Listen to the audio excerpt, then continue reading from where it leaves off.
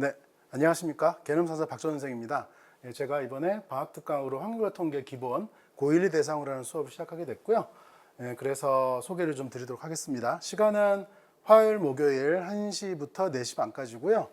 여기 좀 그 시험이 테스트가 들어가는데 테스트 끝나는 시간은 4시 반까지긴 하지만 오답 시간이 좀 있으니까 한 5시까지 정도라고 생각하셔도 무방하실 것 같아요.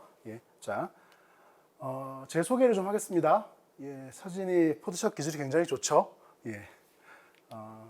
양력, 학력 이렇게 되고요. 전에 있던 학원 들어가면 보시면 되겠고요.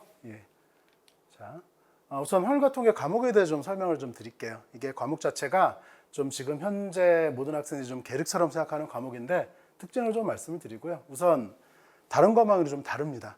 어떤 얘기를 할 수 있냐면은 첫 번째는 수학이 아니다라고까지 얘기할 수 있거든요. 다른 뭐 고등수학이나 수학원, 수학도 같은 경우는 기본적으로 개념을 이해하고 문제 유형을 보고 그 문제 유형에 대해서 변형 문제를 풀고 심화 문제를 풀고 이런 과정을 거친다면 확률과 통계는 첫 번째는 개념을 이해하고 난 다음에 문제들을 언어적으로 해석하는 과정이 좀 들어갑니다. 그래서 학생들이 그 언어적 해석을 하고 그 다음에 그 변형 문제들도 언어적으로 어떻게 변형이 되는지를 보는 것들이 가장 중요하거든요. 그 과정이 다르다 보니까 학생들이 어떤 문제가 있냐면 다른 과목들은 잘하는데 확률과 통계만 되면은 맥을 못 추는 학생들이 있어요. 그런 친구들한테 제가 이렇게 물어보죠. 너 언어, 국어 몇 등급이니라고 물어봐요. 그런 경우에 이제 국어적인 실력이 좀 없는 친구들은 국어를 어떻게 할 수 있냐를 그런 언어적인 것들을 바라보는 관점을 공부를 시키고요. 국어는 1등급 나오는데 확률과 통계는 잘 모르겠어요. 그러면은 이 친구는 너무 수학적으로 바라보는구나. 언어적으로 해석하는 연습을 해야 되겠구나라는 그런 점을 좀 주지를 시키죠. 그래서 그런 연습을 통해서 심화 문제까지 가는 거고요. 자, 두 번째 다른 점은 확률과 통계 전반부는 그런데 후반부가 되면 이거 암기해야 되는 부분입니다. 특히 통계 쪽은 보면 몇몇 이제 주어진 팩트들을 가지고 문제 푸는 방식을 익히고 그 다음 그걸 가지고 암기를 해서 그 유형들 몇 개를 공부하고 나면 기본에서 공부할 텐데 그러고 나면 심화까지 다 그냥 해결이 돼요. 그러니까 암기 수학이라고 하죠. 그걸로 다 끝납니다. 그냥 수능까지 해결돼요. 근데 그랬을 때 이제 단점이 하나 있죠. 잘 까먹습니다, 학생들이. 대부분의 학생들이 6개월 지나면 하나도 기억이 안 난다. 그래도 정상입니다. 그때는 이제 저한테 제대로 잘 배운 거를 나중에 차근차근 복습해 나가면 될 거예요. 자, 다음 얘기는 내신을 어떻게 할까요? 문제거든요. 내신이 2학년 때 확률 통계 있는 경우랑 3학년 때 확률 통계 있는 경우로 나뉩니다. 2학년 때 있는 학교들 같은 경우는 강제 선택입니다. 대부분 수원하고 수투를 같이 병행하게 하게 돼요. 지금 난이도 중하라고 나누는데 이유가 있겠죠. 왜냐하면 수원 수투가 메인이기 때문에 1년 동안 하면서 난이도 어렵게 할 수가 없어요. 그런 문제가 생기죠. 그래서 학교 부교재나 프린트에 있는 문제들을 거의 그대로 내면서 학교 수원 수투 나오는 것보다 한 2단계 정도 좀 쉽게 나옵니다.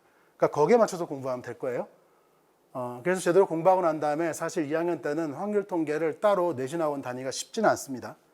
자, 반면에 3학년은 난이도가 중상인데 이유는 이렇습니다. 우선 첫 번째는 3학년 때 주요 들어야 되는 친구들은 확률 통계 선택하는 학생들이에요. 문과죠. 거기다가 작년부터 재작년부터 해가지고 서울대가 이런 입시 유형에서 확률 통계를 요구하는 경우가 생겨서 미적분 또는 기하 선택 상위권 학생들이 확률 통계를 선택합니다. 내신으로. 그러니까 어떻게 되죠? 분모는 줄어들었는데 상위권 친구들은 그대로예요. 등급 따기가 좀 힘들어졌고 학교에서 변별력을 줘야 되다 보니까 시험 문제 어렵게 냅니다. 그래서 학교에서 부교재라고 쓰고 보통 수능특강이라 읽죠, 우리가. 그 교재를 변형을 많이 해서 문제를 내다 보니까 굉장히 어려워요. 그래서 사실은 지금부터 준비하는 것들이 좀 필요하긴 하고 2학년 학생들은 3학년 내시는 경우는 그 다음 이과 학생들도 생각이 있다면 준비를 해야 되겠죠, 당연히. 금방 되지 않습니다. 자, 이렇게 될 거고. 자, 수능 얘기 좀 한번 해볼게요. 수능 얘기는 첫 번째, 연계 교재가 반드시 반영이 됩니다. 근데 그 반영되는 것이 똑같이 나오는 게 아니고요. 그 문제를 푸는 과정과 문제에 딸려있는 언어적인 이해가 유사하게 나와요. 이번에 6월 시험에서도 그런 문제가 나왔습니다. 학생들이 이거 어디서 본 문제인데요? 문제풀이 방식이 비슷하거든요. 언어적인 이해도 비슷하고. 그러니까 야, 여기 있잖아, 이거잖아. 수능과 있던 문제군요 라고 얘기하는 거죠.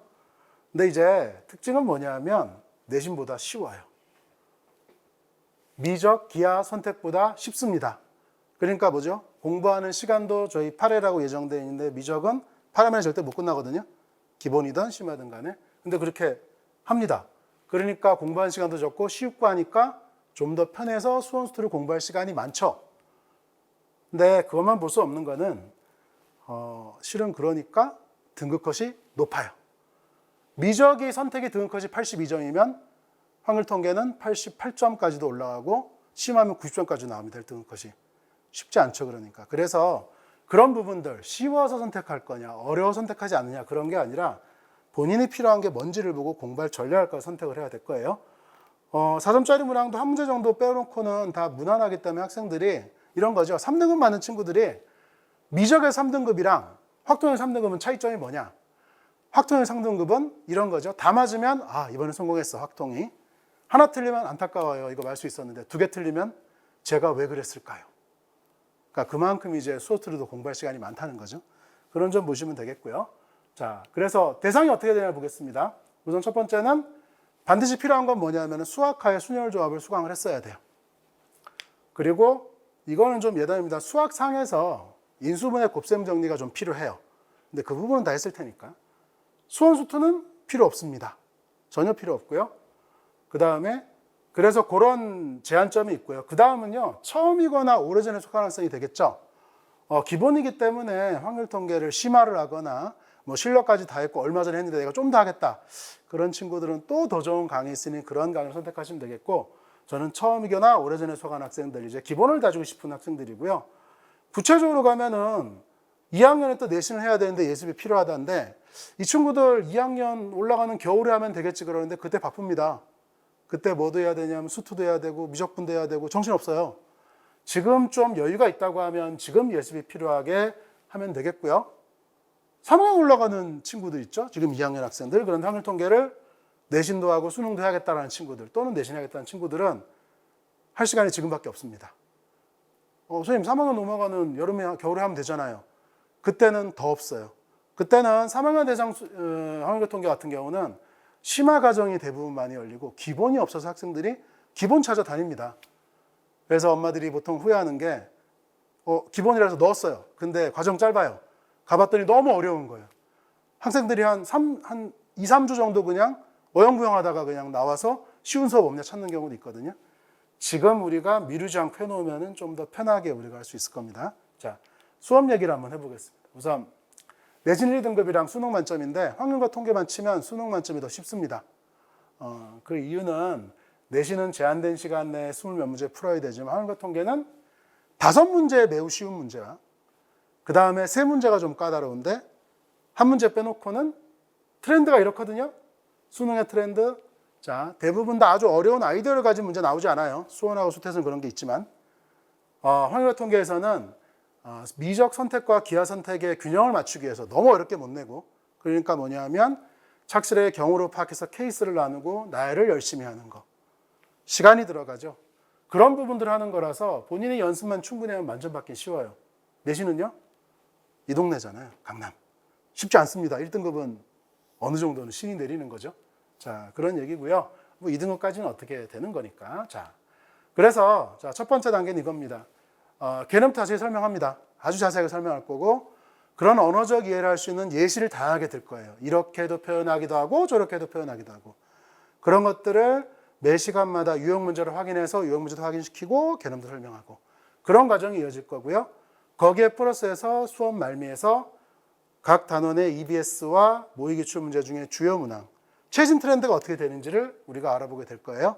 그리고 수업 끝나고 나면 퀴즈로 이제 재확인해서 과제를 줄 텐데 퀴즈는 기본적으로는 어렵게 내지는 않을 겁니다. 한 문제 정도 만점 방정으로 어렵게 내긴 하겠지만 학생들이 충분히 풀 수 있는 것들에서 그날 해결하고요.